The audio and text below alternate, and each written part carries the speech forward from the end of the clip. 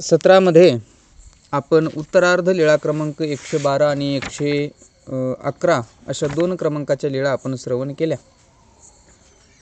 आजच्या सत्रामध्ये आपण उत्तरार्ध लीळा क्रमांक 113 क्रमांकाची लीळा या ठिकाणी श्रवण करणार आहोत अनुक्रमे।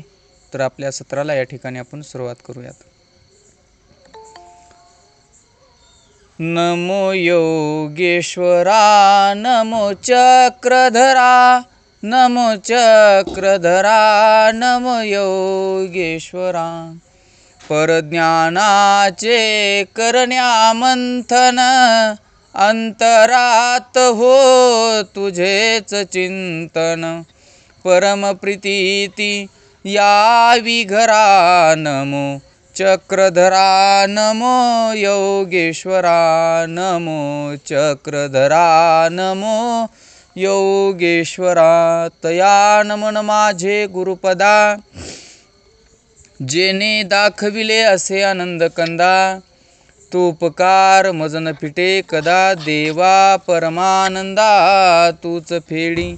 देवा परमानंदा तूच फेडी। श्री दत्तात्रेय महाराज की जय। सर्वज्ञ श्री चक्रधर स्वामी की जय। उत्तरार्ध लीळा क्रमांक 113 क्रमांकाची लीळा आहे।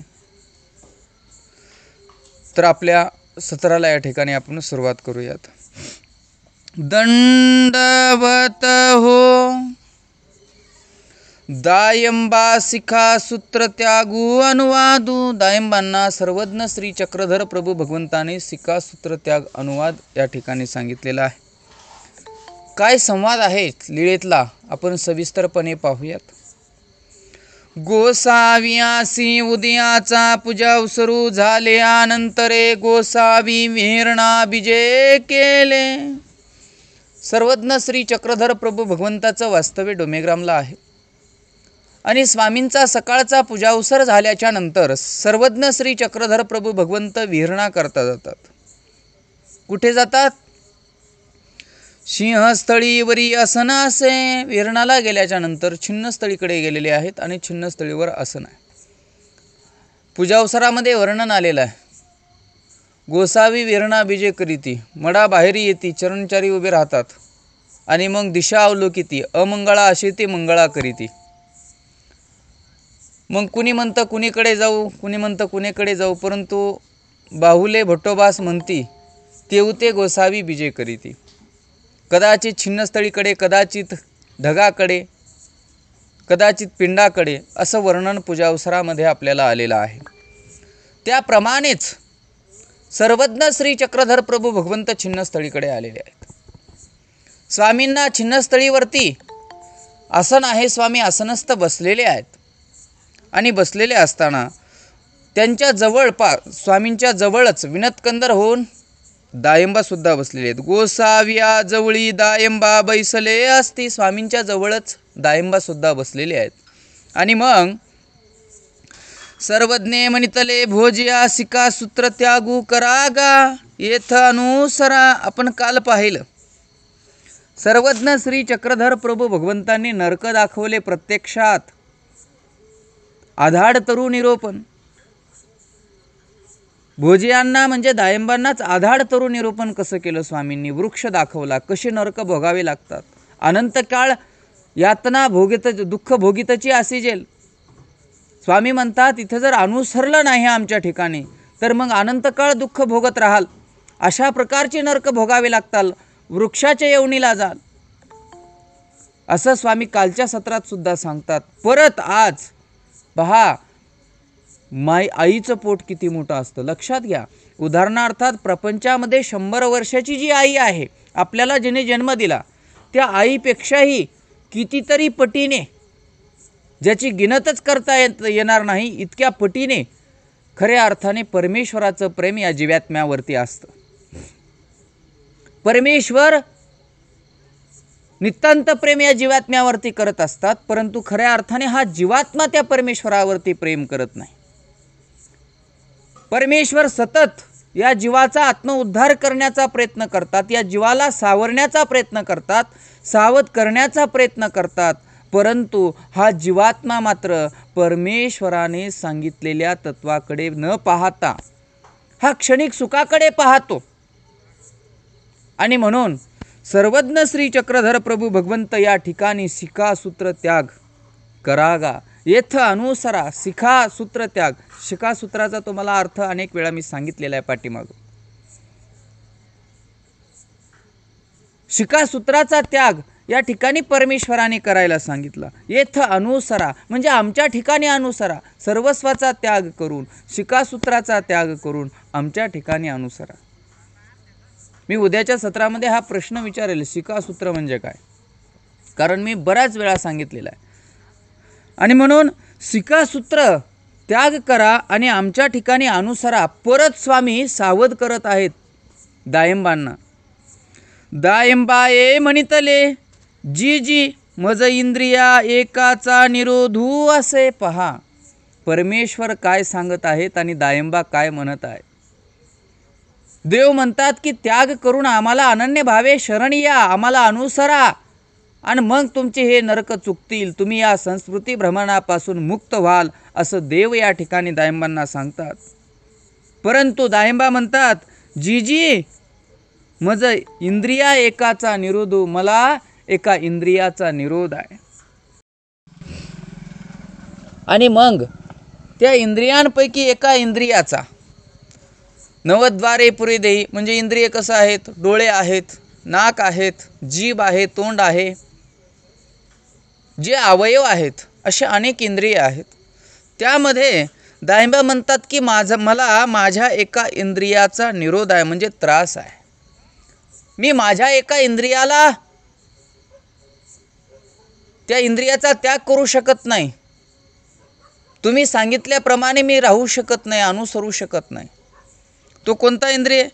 सर्वज्ञ म्हणितले तो येथुनी धरी जेले. म्हणजे थोडक्यामध्ये असं म्हणतात दायंबा की मला विषय वासना याच्यापासून याचा त्याग मला करता येणार नाही, कारण मला जमतच नाही प्रपंचाशिवाय, असं या ठिकाणी खऱ्या अर्थाने दायंबा म्हणतात स्वामींना.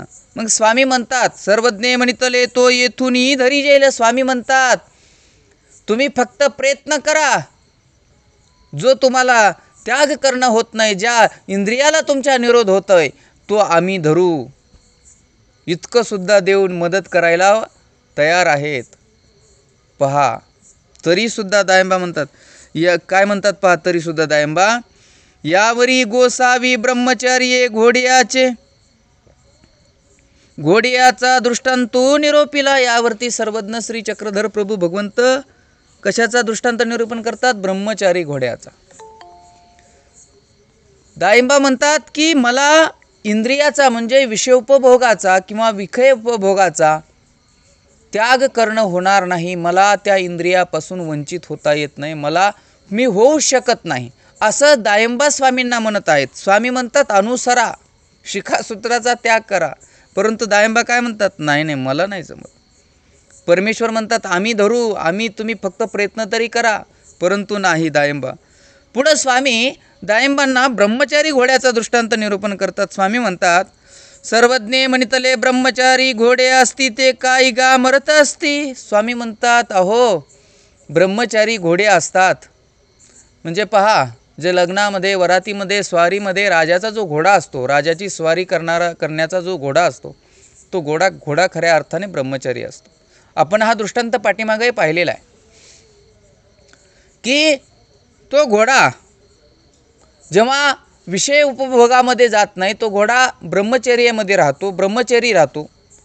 आणि जर यदाकदाचित त्या घोड्याला जर तो सुटला सैरवैर आणि त्या ठिकाणी त्याला विषयोपभोग वासना त्या ठिकाणी घडली, विकार घडला, तर त्या ठिकाणी विकार घडल्याच्या नंतर तो निबळ होतो, राजवाहक नव्हे, तो राजवाहक ठरू शकत नाही.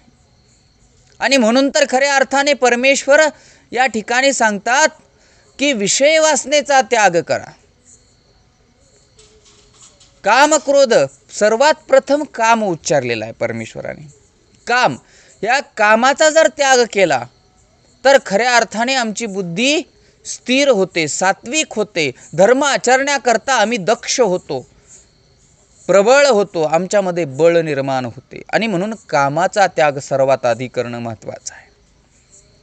स्वामी सांगतात की ब्रह्मचारी जे घोडे आहेत, समजा आता तुम्हाला आम्ही सांगत आहोत, म्हणजे परमेश्वर म्हणतात दायंबांना, आम्ही तुम्हाला सांगत आहोत की विषय वासनेचा त्याग करा, त्या पदार्थाचा त्याग करा, परंतु तुम्ही करत नाहीत.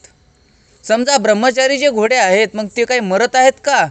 विषोपभोग भोगत नाहीत, विकार उपभोग भोगत नाहीत, तर मग ते काही मरत आहेत का? असं सर्वज्ञ श्री चक्रधर प्रभू भगवंताला या ठिकाणी दायंबांना सांगायचं आहे. निरोधो साहिल्या अधिक बळ होय, तुष्टी होय, पुष्टी होय, तैसे विखो न सेवी तरी जीव काही गा मरुतू असे. स्वामी म्हणतात निरोध साहिल्या म्हणजे निरोध जर सहन केला या जीवात्म्याने, आपले जे काही चोचले आहेत ते चोचले पुरवणं बंद केलं पाहिजे आपण इंद्रियांना. आपली जीभसुद्धा पहा, गोड पदार्थ, तिखट पदार्थ, मीठ, साखर, अनेक प्रकारचे जे पदार्थ असतात त्या पदार्थाकडे एकदम वळते, ती बरोबर ओळखते, मीठ कमी आहे, साखर कमी आहे. हे इंद्रियार्थ खऱ्या अर्थाने पुष्टी देणारे आहेत. मग हे इंद्रियार्थ पदार्थ आपण सेवन केल्याने त्या ठिकाणी धर्मापासून जाऊ शकतो. आपली बुद्धी सात्विक राहत नाही. त्यातल्या त्यात विषयोपभोग हा फार वेगळा आहे. हा विखो म्हणजे कसा आहे की भगवंत सांगतात हा विखो जर सेवन केला तर खऱ्या अर्थाने तुम्हाला अधोगतीच नरकच प्राप्त होतात. पुढं सांगतीलच, परंतु स्वामी इथे म्हणतात दायंबांना विखो न सेवी तरी काही मरत असे. उलट तुम्ही जर विखो विषय जर उपभोगला नाही, विकाराची सेवना जर केली नाही, तर त्या ठिकाणी काय होईल? तुष्टी पुष्टी होय, म्हणजे तुमच्यामध्ये प्रबळता निर्माण होईल, तुमच्या ठिकाणी शक्ती निर्माण होईल, एक आत्मत्व निर्माण होईल, आणि त्या ठिकाणी मग तुम्ही धर्म आचरण्याकरता दक्ष व्हाल, असं स्वामींना सांगायचं. आणि जर विखो सेवन नाही जर केला तर हा जीवात्मा काही मरत नाही. हो बाबा, अन्न मान्य आहे, अन्न घेतलंच पाहिजे, पाणी पिलंच पाहिजे, नाही का? अन्न पाण्या वांचून हा जीवात्मा देह सोडून जाऊ शकतो. म्हणून अन्न पाणी एक ठीक आहे, परंतु विषयाचा तर या ठिकाणी प्रश्नच नाही. म्हणून या ठिकाणी विषयोपभोग भोगल्याने जिवंत राहतो आणि न भोगल्याने मरतो असं काही नाही, असं स्वामी सांगतात. निरोध साहिले अधिक योग्यता होय, दक्षता होय. उलट निरोध सहन केल्याने अधिक या जीवात्म्याच्या ठिकाणी योग्यता आणि दक्षता निर्माण होत असते. दायंबाये म्हणितले नाजी मज इंद्रियार्थे विन न गमे. काय म्हणतात दायंबा तरी सुद्धा? नाजी मज इंद्रियार्थ विन न गमे, मला काही हे करावं लागेल. तुमच्याकडे आल्याच्या नंतर मला तर हे पदार्थ सगळे सोडून द्यावे लागतील ना देवा, मग माझ्याने काही जमणार नाही. मग स्वामी म्हणतात जर तुम्हाला या पदार्थावाचक जर जमत नसेल, समजा खाण्यापिण्याचे पदार्थ, रसरूप पदार्थ, पण तुम्ही असं करा म्हणे, सर्वज्ञ म्हणितले तुम्ही वासनेचा परिच्छेद करा माग मेल.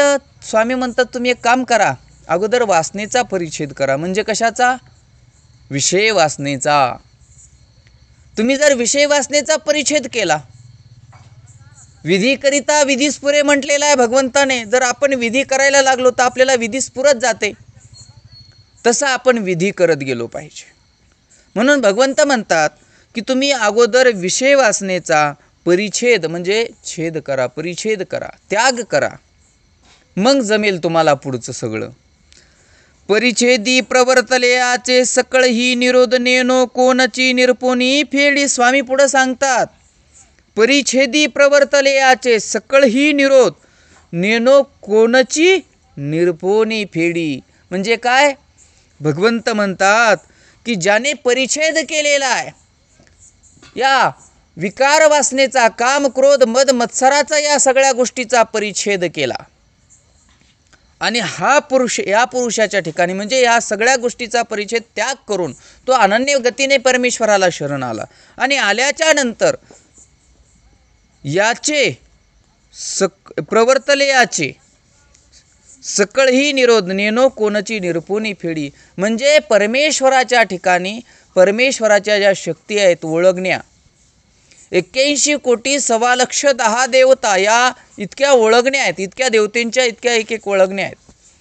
मग या ओळखणी इतक्या ओळखण्यापैकी कोणती तरी एक परमेश्वराची ओळखणी त्यांना सहाय्य करते, सहानुभूती देते. परिच्छेदी प्रवर्तले याचे सकळ ही निरोध नेनो कोणची निरपुनी फेडी. आमची कोणती ओळखणी तुमचं निरपून फेडल काही सांगता येत नाही. फक्त परिच्छेद तरी करा. परिच्छेद केला तर बरं का, लक्षात घ्या. म्हणून आपण परिच्छेद केला पाहिजे.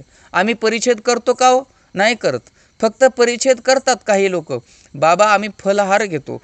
उपयोग काय? फलहार घेऊन काय उपयोग आहे तुमचा?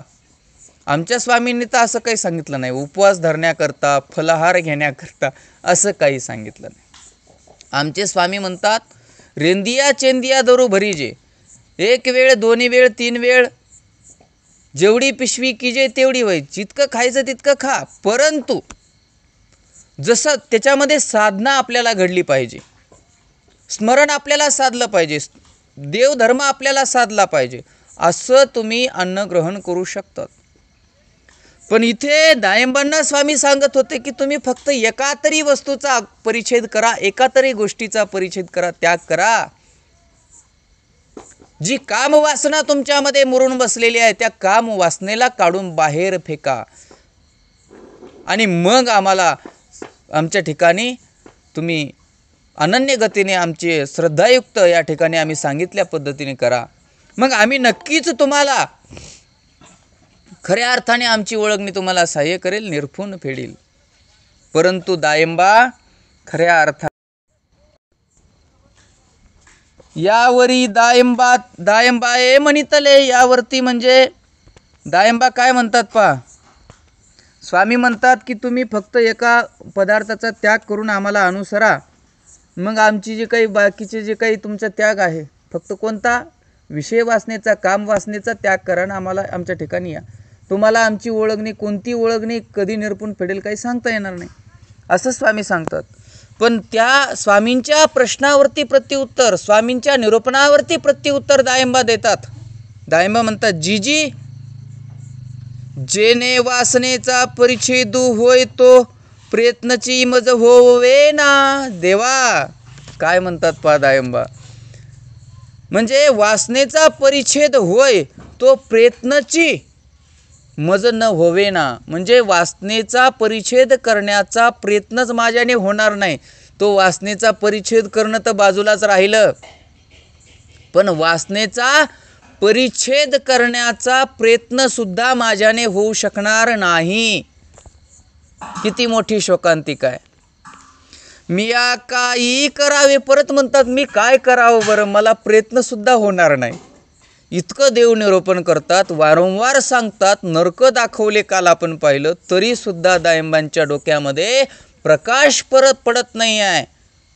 आमच्या तुमच्यासारखी गत झाली नाही का. एखाद्या व्यक्तीला जर म्हटलं ना स्थान दर्शन करायला जायचं आहे, नाही आमच्या घरामध्ये ना कामं फार आहेत, आम्हाला प्रपंचातून वेळच निघत नाही. लक्षात घ्या, वेळच निघत नाही.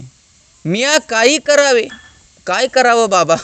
जसं दायंबा म्हणतात तसंच आताचे लोकही म्हणतात. मग दायंबांमध्ये तुमच्या फक्त ते पात्रतेचे काही का असना परमेश्वराच्या परावानीतून त्यांना बोध तरी झाला, ते सान्निध्य तरी लाभलं कमीत कमी. परंतु आम्ही तर कशातच काही नाही आहेत, आहेत का नाही, तरीसुद्धा म्हणतात काय करावं बाबा, आम्हाला प्रपंचातून वेळच मिळत नाही. तुम्ही झाले संन्याशी, आम्ही काही तुमच्यासोबत फिरायला मोकळे आहेत का? नाही जमत आम्हाला, कफार कामं आहेत, घरामध्ये अडचणी आहेत. प्रपंचामध्ये तुम्ही मोहमायेमध्ये गुंतलेले आहात. लक्षात घ्या. भगवंत तेच सांगतात आम्हाला. दायंबांना इथे निरूपण करत आहेत, परंतु दायंबा सावरत नाहीत, आवरत नाहीत. दायंबा म्हणतात मला प्रयत्न सुद्धा जमणार नाही. मग प्रयत्न तरी आम्ही तुम्ही केला पाहिजे. सर्वज्ञ म्हणितले भोजिया पुरुष प्रयत्नी दैवाचे साह्य.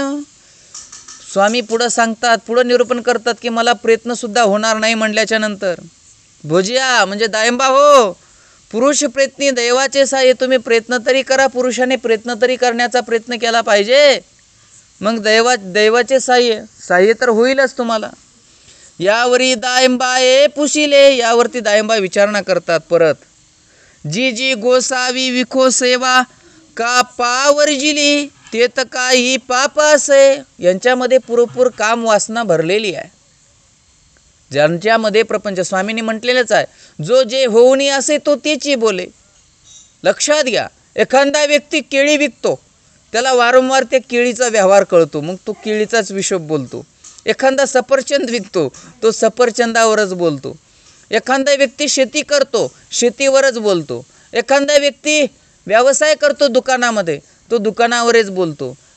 म्हणून लक्षात घ्या, जो व्यक्ती जे होऊन आहे, ज्याच्या अंतःकरणामध्ये जेची पोटी तेची ओटी, जे पोटामध्ये आहे तेच होटावर येणार आहे. आणि म्हणून लक्षात घ्या, भगवंत काय म्हणतात.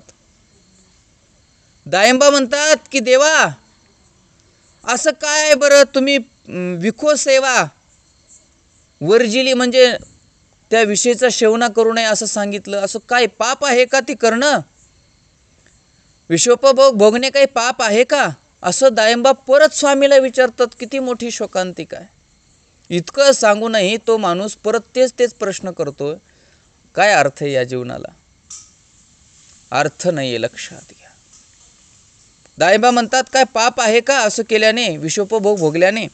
सर्वज्ञे म्हणितले भोजिया पाप तरी नव्हे, ते तैसेची परी विखो अनंता पापासी आश्रयो. स्वामी म्हणतात, भोजिया दायंबा हो, पाप काही नाही बरं का, परंतु विषोपभोग भोगणे हे काही पाप नाही, परंतु ते तैशीची परी विखो अनंता तापासी आश्रयो. काय म्हणतात देव? दायंबांना सांगतात की विषोपभोग भोगणे, विकार उपभोग भोगणे हे अनंता तापासी आश्रयो. अनंत ताप, आपल्या जीवनामध्ये अनेक प्रकारचे दुःख आहेत. ह्या दुःखापासून मुक्तता न मिळणे म्हणजे आपण खऱ्या अर्थाने विषोपभोगाच्या आहारी गेलो आणि आपण अनंता तापासी आश्रयो, त्या विखोमुळे आपल्या ठिकाणी मिळाला. आपण दुःखच भोगत आहोत ना, मग आपल्याला दुःखापासून मुक्तता जर हवी असेल तर विखोचा, या कामवासनेचा त्याग करणं खऱ्या अर्थाने महत्त्वाचं आहे. म्हणून भगवंत म्हणतात, अहो अनंता तापासी आश्रयो देणारा हा विखो आहे आणि पाप काही होणार नाही, परंतु ह्या अनंता तापासी आश्रयो. मग अनंत ताप जर आपल्या ठिकाणी निर्माण झाले तर मग आपल्याकडून पाप घडणार नाही का? पाप नक्कीच घडणार. एक लक्षात घ्या, उदाहरणार्थामध्ये एखाद्या व्यक्तीला भरपूर त्रास दिला, ताप म्हणजे त्रास नाही का, मग त्रास दिल्याच्या नंतर तुम्हाला जर मी एखादी शिवी दिली, तुम्ही मग गप्प बसाल का हो? नाही बसाल. तुम्ही तुमच्या हातामध्ये काहीतरी खड्ग घेऊन मला मारायला चालणार आहो. मग तसं आहे, आपण जर तो विकार उपभोग विषोपभोग भोगला तर आपल्या ठिकाणी काय होतं? मलिनत्व तयार होतं. आपल्या ठिकाणी एक वेगळ्या प्रकारची आपली बुद्धी भ्रष्ट होते. स्मृती ब्रह्मशात बुद्धिनाशो बुद्धिनाशात प्रणश्यती, असं गोपाळकृष्ण भगवंताने सुद्धा सांगितलेलं आहे. मग आपल्या बुद्धीचा विनाश होतो, आपण पागल होतो, वेडे होतो, आपण त्याच पदार्थामध्ये निमग्न होतो. मग देवाला केव्हा आठवणार आहेत तुम्ही? तुम्ही देवाला आठवू शकत नाहीत. आणि म्हणून खऱ्या अर्थाने भगवंत सांगतात की विखो सेवन केल्याने पाप होत नाही, परंतु विखो सेवन केल्याने अनंता तापासी आश्रयो देतो. अनंत ताप त्या विखो सेवनेमुळे आपल्या ठिकाणी निर्माण होतात. एवढंच त्रासच होतात का? आपल्याला 100 वर्ष आयुष्य आहे, मग आयुष्यामध्ये त्रास झाला म्हणजे सहन करू, काय हरकत नाही बाबा, ठीक आहे, तेवढा सहन करू आपण थोडक्या करता. परंतु पुढे स्वामी सांगतात, नरकासी हेतू, नरकाला जाण्याकरता हेतू ठरतो. कोण? विखो. का? तर विखो आपल्या अंतःकरणामध्ये कामवासना, आणि त्यामुळे आपण अनेक प्रकारचे वाईट कृत्य करू शकतो. आणि म्हणून तो नरकाला नेणारा हेतू आहे. कुणाकडे वाईट नजरेने पाहणं हे नरकाला नेण्याचा प्रकार आहे, पापच आहे ना. आणि म्हणून भगवंत म्हणतात की नरकासी हेतू नुसतं तापासी आश्रयो नाही तर नरकाला सुद्धा नेतो, लक्षात घ्या. म्हणून आम्हाला तुम्हाला नरकाला जायचं नाही ना. मग तुम्हाला नरकाला जर जायचं नसेल तर परमेश्वर सांगतात येथ अनुसरा, म्हणजे आमच्या ठिकाणी अनुसरा. हो का जी? दायंबांनी ऐकून घेतलं. ठीक आहे, असं आहे का देवा? दायंबा म्हणतात मनोनी उगेची राहिले. आता इतकं भगवंताने निरूपण केलं, मग अनुसरायला पाहिजे ना, त्याग करायला पाहिजे ना. दायंबांनी नाही केला. दायंबा फक्त हो का जी असं आहे का म्हणतात आणि मग उगेची राहिले, गपचिप थांबतात, काही एक नाही. पर दायंबा ननुसरतीची अंक. पुढं चरित्रकार म्हणतात दायंबात ननुसरतीची, म्हणजे दायंबा अनुसरले नाही, ननुसरणच त्या ठिकाणी घडतं त्यांना. किती मोठी शोकांतिका आहे. परमेश्वर आम्हाला वारंवार सांगतात.